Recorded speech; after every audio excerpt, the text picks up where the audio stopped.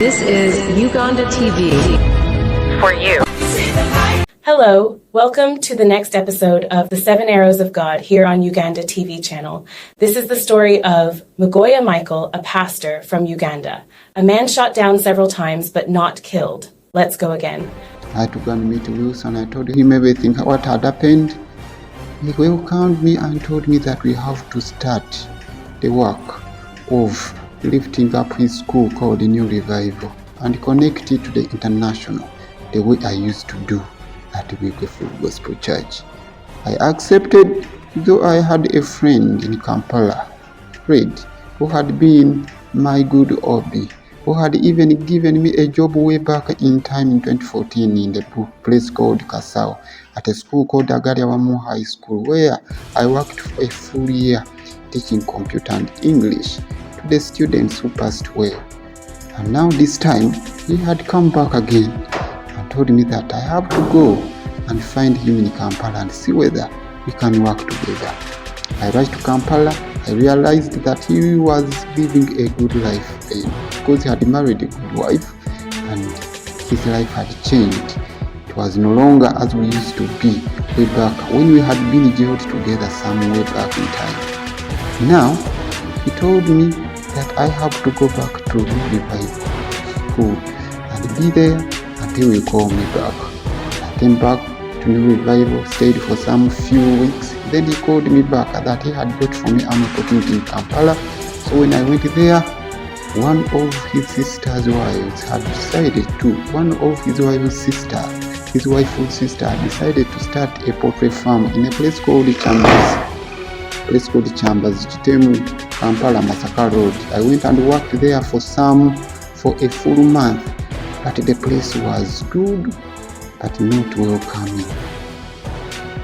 So, what I enjoyed most there was that I was able to reconnect to Watoto Church Chengela, where I was fellowshipping and feeling good. They welcomed me home.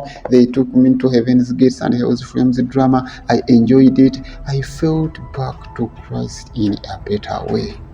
But where I was working, I was sleeping like a dog and eating like a prisoner. Now there came a time when the owner of the place saw the way I was working was not impressing her, and she told me that I have to prepare myself to go away, because I could clean the house, I could clean the compound, I could go and dig in her garden, I could take care of her pigs, and at the same time manage her poultry project, do the work of washing the pigsties. And I wasn't feeling good about it. The airplanes used to pass over and I could say that, you God, you are the one who lifts up the lowly from the pigsty and make them sit in airplanes and go for missions abroad.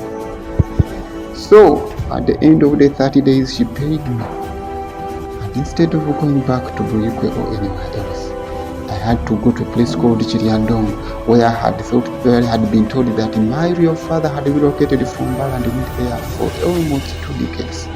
So I went and looked for him. It is far from Kampala. I went by bus, and God had told me that He's going with me. When I reached there in a place called Chigumba, I got out of the bus and I had to go and look for my father through the LOCs until I found myself at a church called Freedom Church, Chigumba, who welcomed me the following day, where they prayed with me. I told them my issues, they prayed for me, and then started linking me to people from whom I could access my father. And finally, on that very Sunday, I found my father on our way. We reunited happily. He took me to his home, found there my new brother from another mother, and they were all amazed how I had found them. Then I had to stay in Chigumba for more than 1 month, fellowshipping with the Church Freedom Church. They welcomed me and I had decided I had to stay with them. After interrogations with me and inquiries, a senior pastor welcomed me and told me that he is going to put me in ministry, and especially in the media ministry, of starting a television station for his church, as well as building a very big stadium in which there will be conferences. So I stayed with them, but somehow I discovered that they are taking him, the members as well as other ministers, they are taking the pastor, the senior pastor, the bishop, as well as others, the small God. Was ruling them with an iron hand, a very good man, and a person who was kind at the same time. After being voted as one of the bishops in Bunyoro region, they have organized a conference, organized a team of people who were to escort him to Kampala to a certain conference. So I joined the team of those people in cars, and unfortunately, as I was hoping to go to a true doctrine, he had leadden us to a place of a certain prophet in Kampala, known as Prophet who I suspected to be a false prophet. So, and I ran away from them. I reported myself to police and later called them, implying that I had stayed behind. Then, it is this time me who struck the 70th arrow into their hearts. Found myself walking in the streets of Kampala praying to God that direct my path. He took me through the city of Kampala. I called all my friends to spend the night with them. I reunited with Harriet all day that night in an overnight. The following day she gave me transport and I came back to New Revival. So here I am at New Revival, now doing the work of mobilizing, doing the work of raising hope, doing the work of making sure that the things that never worked out previously, this time will work out. We have begun a channel which had changed from ITV to Uganda TV. Now we have New Revival online media. We are doing video production. We are integrating the AI, and we are now starting a church, a ministry that will take care of these children until they grow up physically, spiritually, and be able to become the change makers in the next generation. That is my story in a nutshell. The 7 arrows of God have been shooting me down. Until now, I am not dead. I'm alive. I will not die. I will live until I see the goodness of God in the world of the living. I will marry. I will have children. I will have a ministry. I will serve God. I will change humanity. I will have influence. My life will move on. And I am not looking back. I am looking ahead. What lies ahead is far greater than what I have seen or gone through. And this is the story. The 7 arrows of God. The man who has been shot down several times. I have been shot down several times, but I have not died.